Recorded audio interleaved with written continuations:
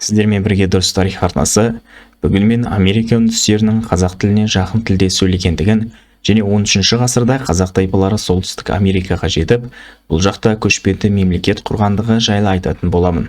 Достар, егер сіздер YouTube-тан айына 1 миллионға дейін табыс табуды қаласаңыздар, мен төменде қалдырған сілтемеге өтіп толық ақпарат біле аласыздар.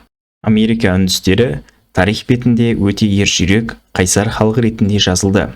16 ғасырдан бастап Европалықтар жаппай көшіп, отарлай бастауымен екі тарап бір-бірін аямай соғыс қимылдарын жүргізді. Және бұл ақыр соңында европалықтардың жеңісімен аяқталды.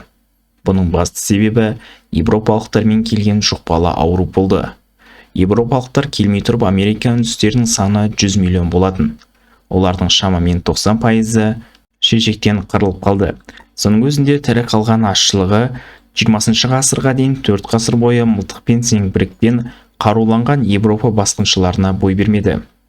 Кочисо, есі жылқы, отырған бұқа, мангас, Колорадо секілді көптеген көсемдер талай рет ақш және Европа әскерлерін күйретіп, ұзақ жылдар бойы шапқыншылықтар ұйымдастырып, басқыншыларды қанқақсатты.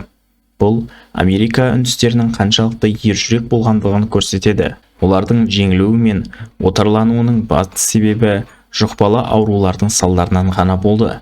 20 ғасырдан бері жүргізілген көптеген генетикалық зерттеулер олардың отаны Алтай таулары жақтан болғандығын көрсетті.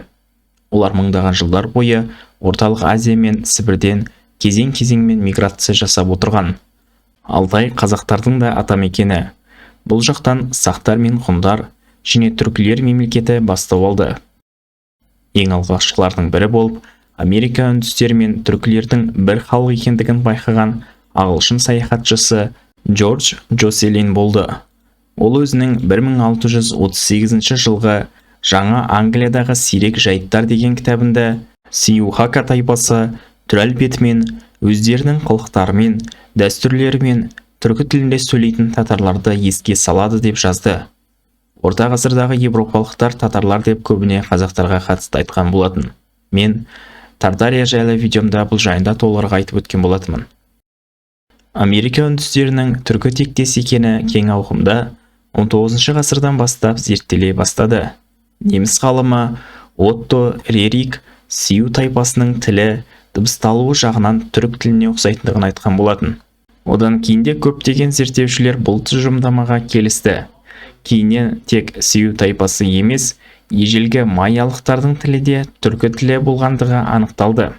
Бұл жайында 1967 жылы жарық көрген Шведтің Этнос деген журналында Стиг Викандер түрік тілі мен майя тілінің грамматикалық жағынан қатты ұқсастығын салыстырып өтіп, Алтай тілдері мен майя тілінің шығу тегі бір екендігін анықтады. Осы секілді әлемнің әр түкпірінен бірқатар Америка үндістерінің тілдерін зерттеушілері олардың түбірі Алтай отбасына кіретін түркі тілі екендігін анықтаған болатын. Енді осылардың бірқатар сөздерін мысал ретінде көрсете кететін болсам, майя тілі: бин яшпын, мен жаспын, билим күш, білім күш, бин билим мол алмын, мен білімі мол ұлмын, яш балдиз келді, жас балдыз келді, иш бос, қарным аш. Сиу тілі: атие ине ясо, ата ене жаса, юта ми капо, жота қапа болдым, ик санке ясодым, екі шаңғы жасадым. Кечуа тілі: тата аге ипа қарынас, тәте аға апа қарынаш. Кок асик, аспан ашық, таука кок пус тугуди, тауға жаңбыр төкті. Кек катун агем бұзба, кет қатын ағамды бұзба. Ал енді қазақтардың солтүстік Америкаға бағытталған жорығына келер болсақ, Шыңғысхан, Найман, Қоңырат, Керей, Жалайырларды біріктіріп үлкен империя құрған болатын. 1227 жылы Шыңғысхан қайтыс болған соң, оның өсиеті бойынша қазақ тайпалары Шүршіттің Дзин империясын түбегейлі талқандап басып алды. Одан кейін Қытайдың Сун империясын да басып алды.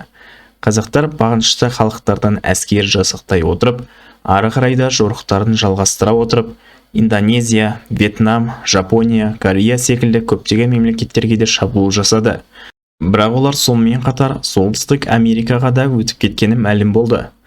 Бұл жайында біз Құбылай ханға қызмет етіп көрген оқиғаларын жазып қалдырған Марко Полоның жазбасынан байқай аламыз.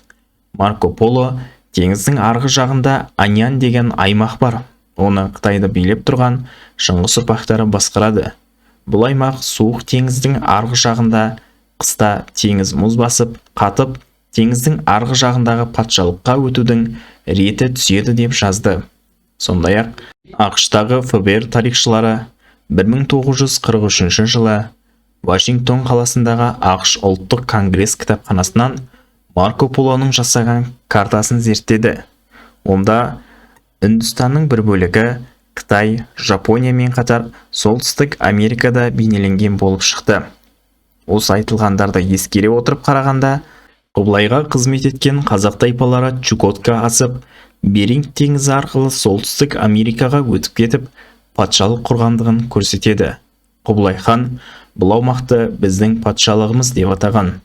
Яғни бұл қазақ тайпалары негізін салған Татар империясының аумағы Британ империясынан әлде қайда асып кеткендігін және біз білетін адамзат тарихындағы көлемі бойынша ең үлкен империя болғандығын көрсетеді.